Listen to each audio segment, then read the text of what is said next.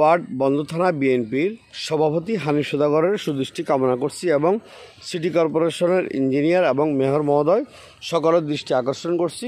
দীর্ঘ 2 মাস এই রাস্তা চলাচলের এই স্থানটি এভাবে পড়ে আছেন, কিন্তু কেউ কোনো বিষয়ে কেউ কোনো চিন্তা করছেন না। এলাকার মানুষ কীভাবে যে চলাফেরা করে আসলে খুব বিষয় কষ্টকর।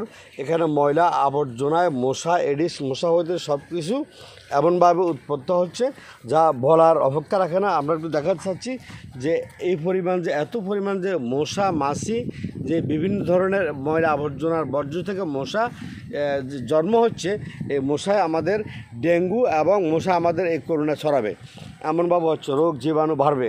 কিন্তু এই বিষয়টা নিয়ে কেউ কোনো কথা বলছেন না।